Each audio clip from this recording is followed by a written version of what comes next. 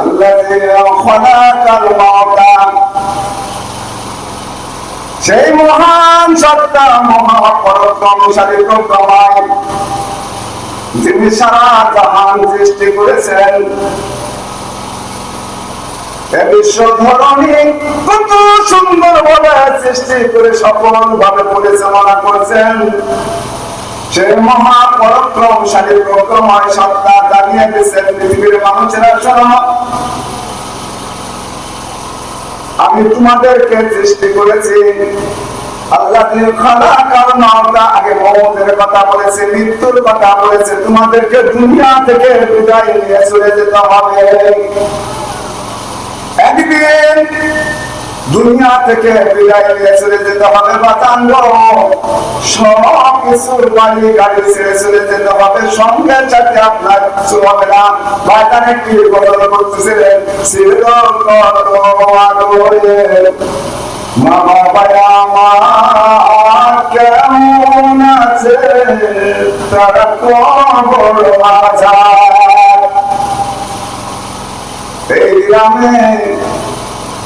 এই গ্রামে জন্মগ্রহণ করেছিল অনেক মানুষ।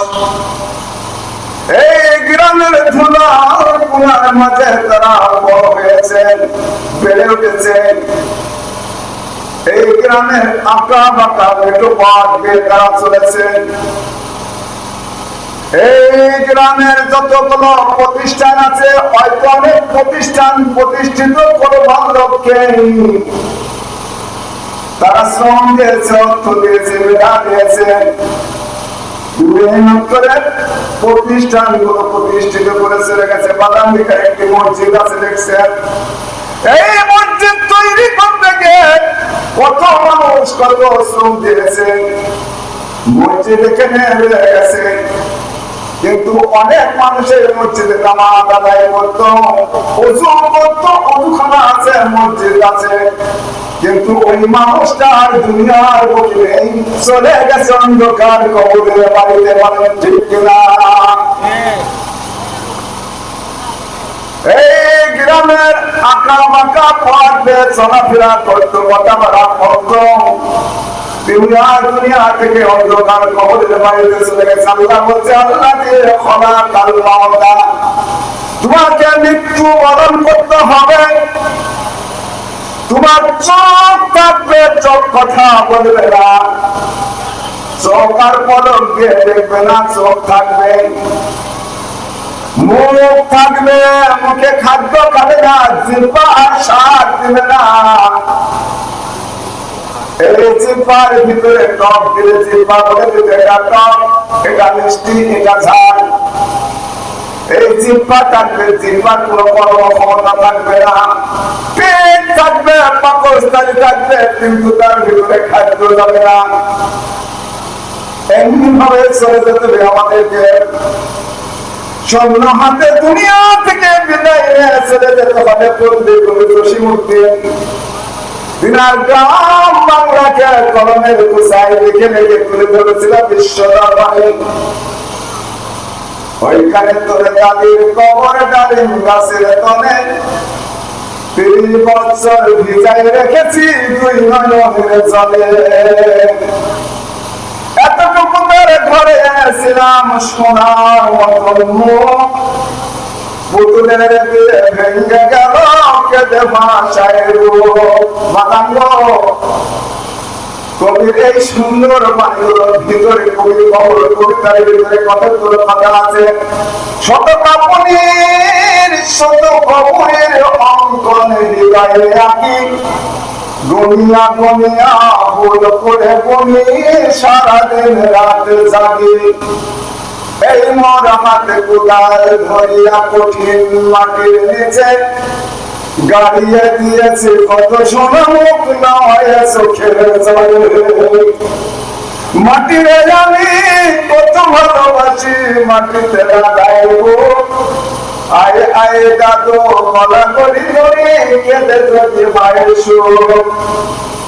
উদাসীনী পল্লী পাড়ার নয়নে জল বুঝি, কবর দেশের আগার ঘরে ফট পেয়েছে খুঁজে। বাগান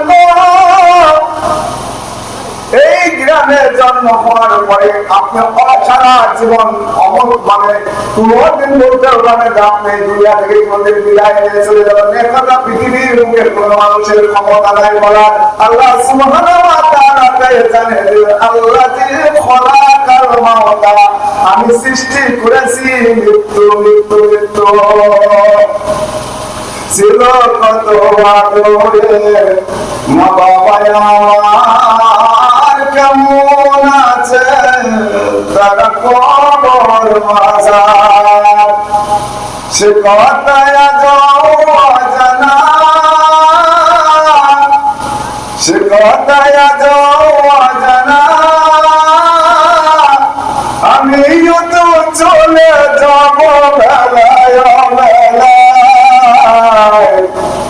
বিদায় বেলায় বিদায় বেলায় মোরে দিও দেখা, হে প্রিয় রাসূল তব মরণে আমি ধন্য পাব, তখন স্বর্ণ দেব তখন লোটাবে ধুলায়, বিদায় বেলায় বিদায় বেলায় মোরে দিও দেখা, হে প্রিয় রাসূল বাদান গো, দুনিয়া থেকে বিদায় নিয়ে চলে যেতে হবে। কখন আপনার মৃত্যু এসে যাবে, কখন আপনাকে শেষ নিঃশ্বাস ত্যাগ করতে হবে, আপনার যখন মৃত্যু হয়ে যাবে, এত কষ্ট করে পানি করলেন, গাড়ি করলেন, টাকা করলেন, পয়সা করলেন, মৃত্যু যখন হয়ে যাবে তখন আপনাকে এত কষ্টের বাড়ি খাট করছেন, ভালো বিছানা করেছেন, দুসব করছেন, কিন্তু আপনার মৃত্যুর পরে আপনাকে রাখা হবে বারান্দায় একটি সিরা পাটির উপরে। কথা বলেন সত্য কিনা? আল্লাহ বলছে বান্দারে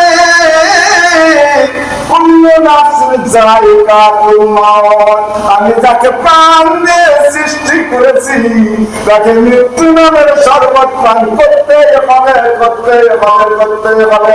ও বাদান, যখন আপনার মৃত্যু হয়ে যাবে তখন আপনাকে বারান্দায় একটি সিরা পাঠিয়ে উপরে করে শোয়ানো হবে, তারপরে একটি ময়লা যুক্ত চাদর দিয়ে ঢাকা হবে, কিন্তু আপনাকে এত কষ্ট করে বাড়ি করলেন, গাড়ি করলেন, খাট করলেন, তুষক করলেন, বিছানা করলেন, আপনাকে কিন্তু এই খাট বিছানার উপরে শোয়ানো হবে না।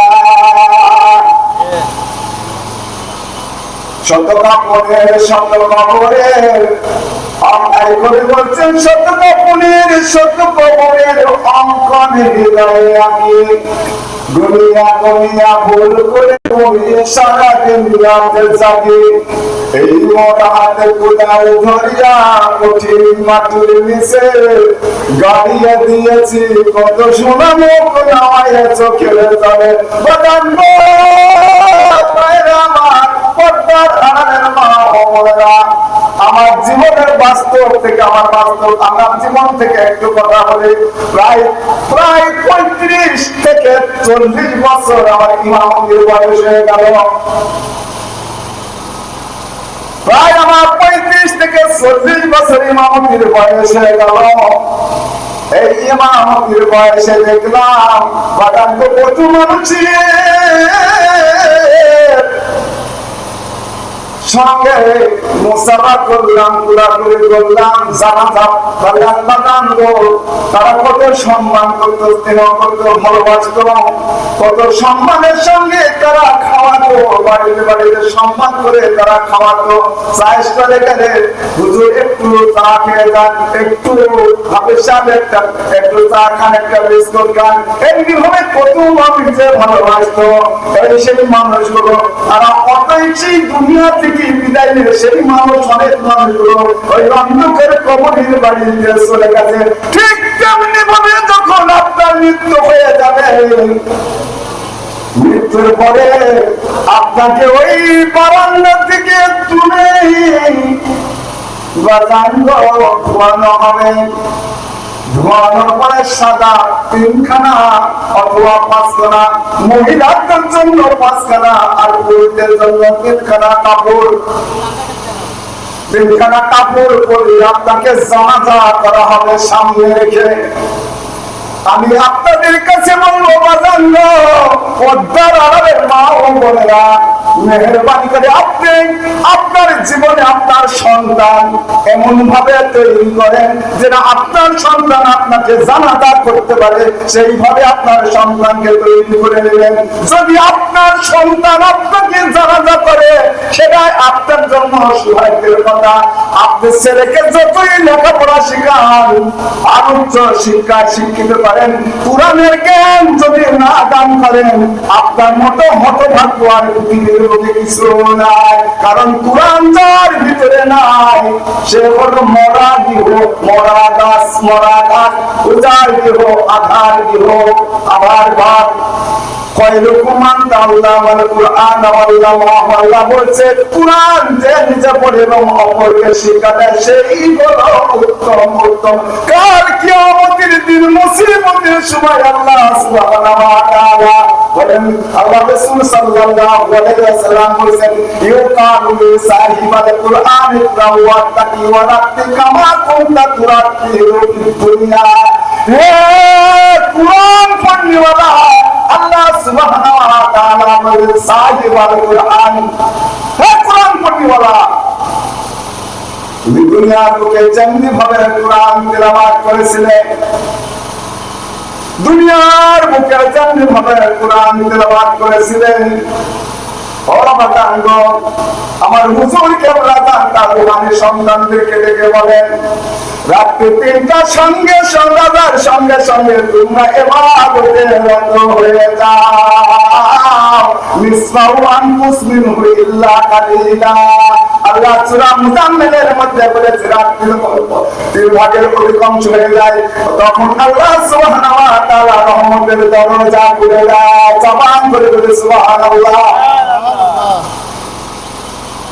ভাই আমার, বন্ধুরা আমার, যে কথা বলতেছিলাম যে অবশ্যই অবশ্যই আপনাদের মৃত্যু হবে। যখন মৃত্যু আপনার হয়ে যাবে, আপনার সন্তান যদি আপনাকে জানাজা দেয়, তবে আপনার ভাগ্যবান ব্যক্তি। তাই আপনাকে অনুরোধ করবো, আপনার সন্তান যেটা আপনাকে জানাজা করায়, সেই রকম ভাবে আপনার আগে যোগ্য করে তুলে ধরবেন।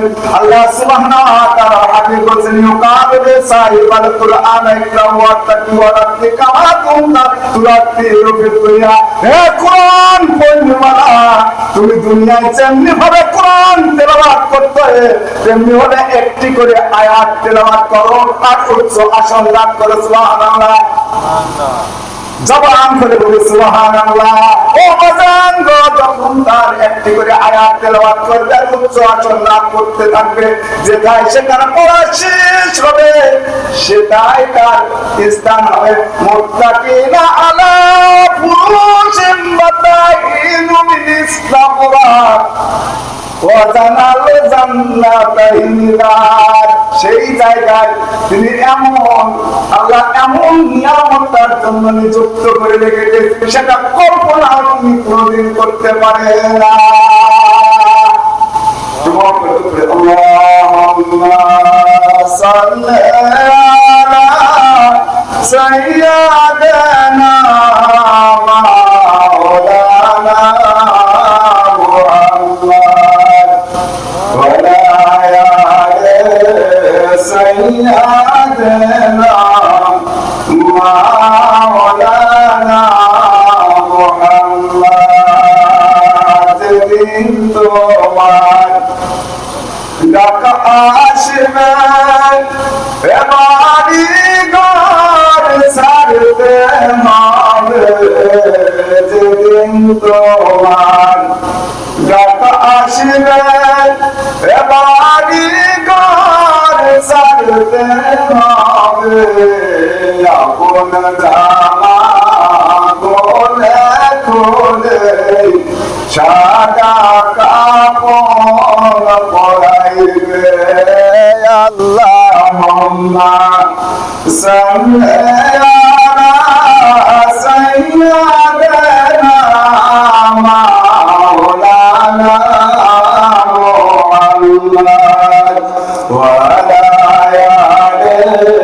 سيدنا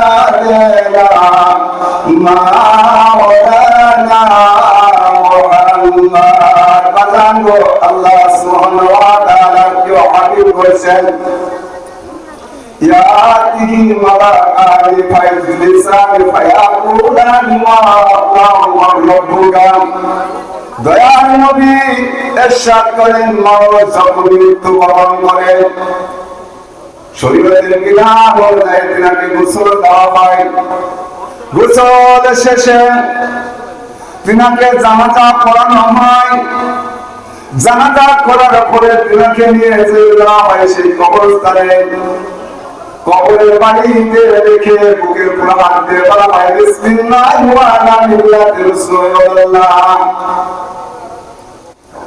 আমি নামাজ পড়লাম না রোজা করলাম না আল্লাহর বিধানকে মানলাম না কিন্তু সাক্ষ্য বুকের উপর হাত দিয়ে সাক্ষ্য দেওয়া হলো বিসমিল্লাহি ওয়া আলা মিল্লাতি রাসূলিল্লাহ বাদান গো এটা কিন্তু আমি নামাজ না পড়ে কথা সাক্ষ্য দেওয়া ঠিক না বলে যাই তারপরে আপনাকে কবরের বাইরে রেখে আমরা দোয়া করি মিনহা খালাকনাকুম মিনহা খালাকনাকুম ওয়া ফিহা নু'ইদুকুম ওয়া মিনহা নুখরিজুকুম তারাতার উখরা আল্লাহ বলে আমরা দাফন করে চলে আসি আর দাফন করে চলে আসার পরে ওই কবরের বাড়িতে দুইজন হিসাব নিকাশের ফেরেশতা উপস্থিত হয়ে জিজ্ঞাসা করে ইয়াতিহি হে কবরস্থ ব্যক্তি ইয়াতিহি মালাকানি ফাইজলিসানি ফায়াকুলানি লাহু ওয়া রাব্বুকা বলো তোমার রবকে বলো তোমার রবকে এমনি ভাবে প্রশ্ন করা হবে বলো তোমার রবকে সে যদি মুমিন বান্দা হয় তার মুখ দিয়ে বাইরে হবে রাব্বি আল্লাহ আমার রব যে কল্যাণ করিয়ান সর্বশক্তিমান মহান রব্বুল জাত যিনি তামাম পৃথিবীকে সৃষ্টি করে শুধু সৃষ্টি করে নাই তামাম পৃথিবীকে সৃষ্টি করে সফলভাবে পরিচালনা করেছেন সেই মহাপরাক্রমশালী প্রজ্ঞাময় সত্তা হচ্ছে আমার রব তারপরে প্রশ্ন করা হবে ফায়াকুলানি লাহু মাদিনুকা বলো তোমার দিন কি তোমার ধর্ম কি সে যদি মুমিন বান্দা হয় তার মধ্যে বাইরে হবে দ্বীন আর ইসলাম আমার ধর্ম হলো ইসলাম আমার ধর্ম হলো ইসলাম আল্লাহ সুবহানাহু ওয়া তাআলা পরওয়ারদিগারের হাবিব বলেছেন বুনিয়া ইসলাম আলা খামসি শাহাদাতি আল্লাহ ইলাহা ইল্লাল্লাহ ওয়া আন্না মুহাম্মাদান আবদুহু ওয়া রাসূলুহু আকিমুস সালাত ওয়া আতুজ যাকাত ওয়াল হজ ইসলাম ধর্ম শান্তির ধর্ম ইসলাম ধর্মটা প্রতিষ্ঠিত হলো পাঁচটা খুঁটির উপরে প্রথম খুঁটি হলো সাক্ষ্য দেওয়া আল্লাহ ছাড়া কোনো মাবুদ নাই সেই মহাপরাক্রমশালী প্রজ্ঞাময় সত্তা যার কুদরত কারিশমা পৃথিবীর বুকে বোঝার কারো ক্ষমতা নাই সে যদি মুমিন বান্দা হয় তার মুখ দিয়ে বাইরে হয়ে গেল আমার রব হলো সেই সৃষ্টিকর্তা মহান রব্বুল জাত আমার ধর্ম হলো ইসলাম তারপরে বলা হবে ফায়াকুলানি মুহাম্মাদার রাসূলুল্লাহ মুরসালিকুম হে কবরস্থ ব্যক্তি বলো বলো বলো ইনিকে ইনিকে ইনিকে বাজাগো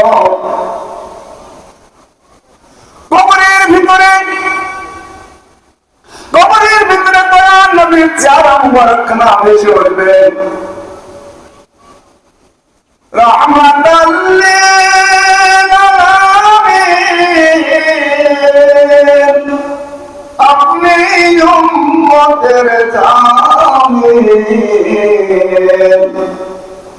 হে গুনাহগারের অতি আপন আল্লাহর নবী দয়ার নবী গো আপনি নবী আমার জীবনের জীবন আল্লাহর নবী দয়ার নবী গো আপনি নবী আমার জীবনের জীবন আপনি নবী জীবন সাথী অন্ধকার কবরে নূরের বাতি এই গুনাহগারের অতি আপন আল্লাহর নবী দয়ার নবী গো আপনি নবী আমার জীবনের জীবন আমি পাপী গুনাহগার নূরের নবী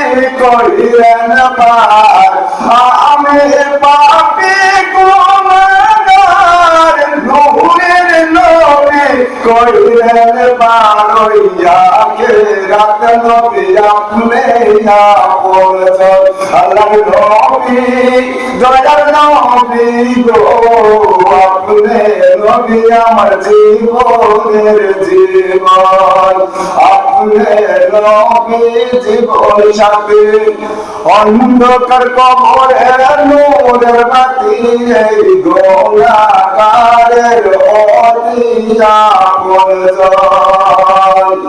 বনের যত পশুগণ ভক্তি করে নবে দুই চরণ বনের যত পশুগণ ভক্তি করে নবে দুই চরণ বেগওয়ালা সাইয়াদি গোরাই আল্লাহর নবী দয়ার নবী গো আপনি নবী আমার জীবনের জীবন আপনি নবী জীবন সাথী অন্ধকার কবরে নূরের বাতি এই গুনাহগারের অতি আপন দেখে নবীর মুজিজা ভাগ্যবতী মা করে যা জীবন যৌবন করি দয়ার বলার নবী মায়ের নবী গো আপনি নবী আমার জীবনের জীবন আপনি নবী জীবন সাথী অন্ধকার কবরে নূরের বাতি এই গুনাহগারের অতি আপন কবরের ভিতরে দয়ার নবীর চালক বরকত দেখানো হবে বৈষ্ণব মহাভাবের কবরস্থ ব্যক্তি বল ইনিকে ফায়াকুলানি মা হাযা রাসূলুল্লাহি রুসাবিকুম সে যদি মুমিন বান্দা হয় তার মুক্তি বাহির হয়ে গেল ফায়াকুলু রাসূলুল্লাহ সাল্লাল্লাহু আলাইহি ওয়াসাল্লাম জবান করে বলে সুবহানাল্লাহ তখন সঙ্গে চুম্বকদাতা থেকে ঘোষণা করা হবে হে ফেরেশতা মুহাম্মদ আমার বান্দা সত্য সত্য জবাব দিয়ে দিয়েছে সত্য সত্য বলে দিয়েছে তিনটা প্রশ্নের সঠিক জবাব দিয়ে দিয়েছে হে কবরস্থ ব্যক্তি ওই ব্যক্তির জন্য ওই কবরস্থ ব্যক্তির জন্য জান্নাতের কবর একাকার করে দাও জবান করে বলে সুবহানাল্লাহ আমরা তার নবীকে অনেকে সালাম দিতে চাই না অনেকে বিরোধিতা করি অনেক রকমের কথাবার্তা বলি কিন্তু আল্লাহ সুবহানাহু ওয়া তাআলা সেই দয়ার নবীর সম্পর্কে বলছেন কি বিসমিল্লাহির রহমানির রহিম ওয়া মা আরসালনাকা ওয়া মা আরসালনাকা ইল্লা রাহমাতান লিল আলামিন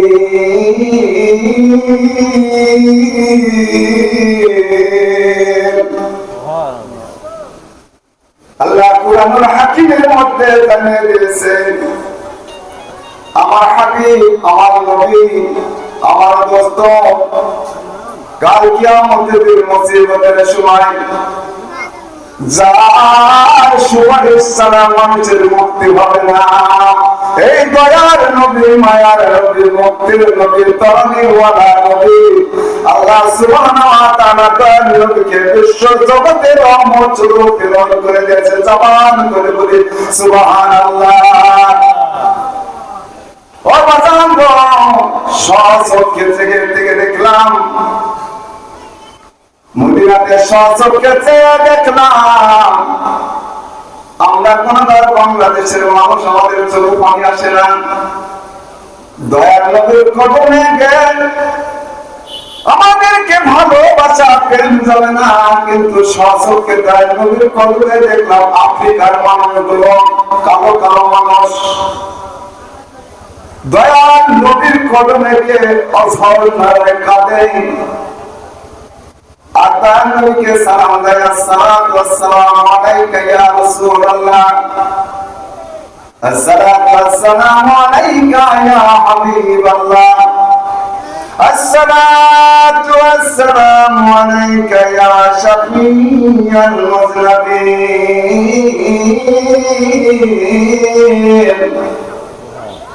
الصلاة والسلام عليك يا رحمة للعالمين। মাজানো ওই আফ্রিকার কালো কালো মানুষগুলো, পৃথিবীতে আল্লাহ কত রকমের মানুষ সৃষ্টি করেছেন, আপনি স্বচক্ষে যদি দেখতে চান, ওই দয়ার নবীর কদমে, দয়ার নবীর কদমে গিয়ে দাঁড়াবেন পৃথিবীর বিভিন্ন প্রান্তের মানুষগুলো, পৃথিবীর বিভিন্ন প্রান্তের মানুষগুলো সেখানে আছে দয়ার নবীকে সালাম দিতে, রওজা শরীফ জিয়ারত করতে। কত মানুষ, কত রঙের মানুষগুলো সেখানে রয়ে গেছে, আল্লাহ কত রঙের মানুষগুলো সৃষ্টি করেছে। আমি প্রথমে যে কথা বলেছিলাম, আল্লাহ অসীম মহিমা, আল্লাহ প্রকাশ হয়েছে বিভিন্ন আকৃতির মানুষ তাহারই কুদরতে। স্বচক্ষে দেখলাম কাবা শরীফে আফ্রিকার সেই মহিলাগুলো, আমি যখন হাজরে আসওয়াদ চুম্বনের জন্য গেলাম, হাজরে আসওয়াদ চুম্বনের জন্য গেলাম, দেখলাম আফ্রিকার কালো কালো বড় বড় মহিলা, আমার চাইতো যেন আল্লাহুম্মা সাল্লি আলা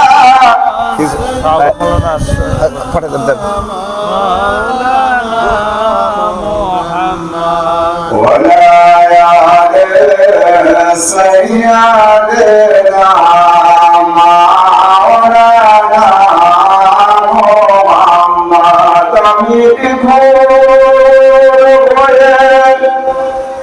رسول নামের দরুদ পড়ে যায়,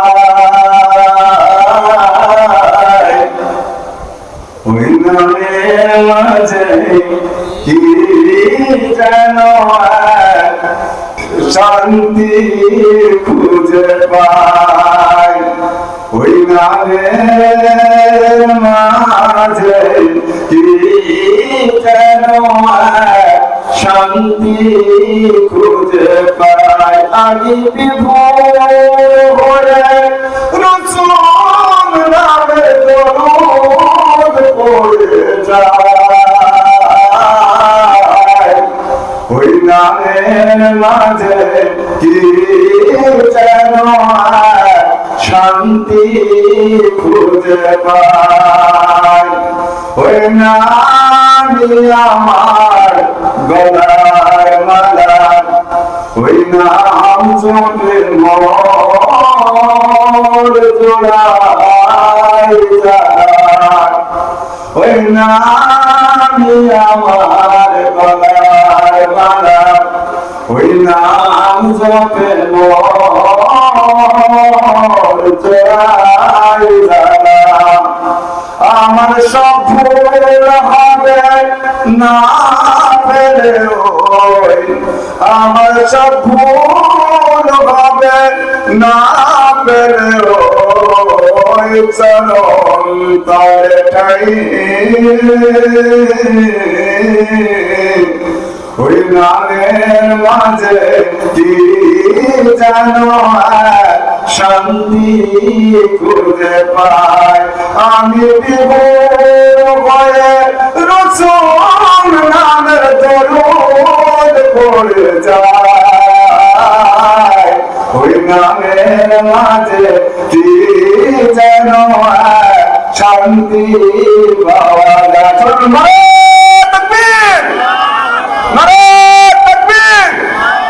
দ্বিতীয় বক্তার আগমন, দ্বিতীয় বক্তার আগমন, নারে তাকবীর। ভাইরা আমার, বাবার আমার, বন্ধুরা আমার, আজকের মাহফিলের সম্মানিত দ্বিতীয় বক্তা আট্টশী পাক দরবার শরীফের উলমা কাউন্সিলের যিনি রাজশাহী বিভাগের নেতৃত্বের আসনে আছেন, যিনার উপরে গুরু দায়িত্ব অর্পণ করা হয়েছে, আপনাদের প্রিয় মানুষ, আপনাদের সুপরিচিত বিশিষ্ট আলেম হযরত মাওলানা শাহুল ইসলাম আমাদের মাঝে উপস্থিত হয়েছেন। আমি আমার বক্তব্য এখানে টানছি, আমার আলোচনার ভিতরে ভুল ভ্রান্তি হয়ে গেলে ক্ষমা সুন্দর দৃষ্টিতে দেখবেন। এবং আজকের মাহফিলের আপনারা শেষ পর্যন্ত থেকে হাদিস নবুয়্যতের আলোকে আলোচনা শুনবেন। আমার এবং তরিকা প্রসঙ্গে একটা আলোচনা করতে চেয়েছিলাম, কিন্তু উসমান স্বল্পতার কারণে হলো না। যেহেতু দ্বিতীয় বক্তা মাথায় এসে উপস্থিত গেছেন, তিনি আমাকে বসিয়ে রেখে কথা বলা আদরের খেয়াল পায়, তাই আমি আমার কথা এখানে দিতে চাইলাম এবং দ্বিতীয় বক্তাকে বক্তব্য রাখার উপস্থাপন করার জন্য আমি বিজলিত রেখে আমার কথা শেষ করলাম। আসসালামু আলাইকুম ওয়া রাহমাতুল্লাহ।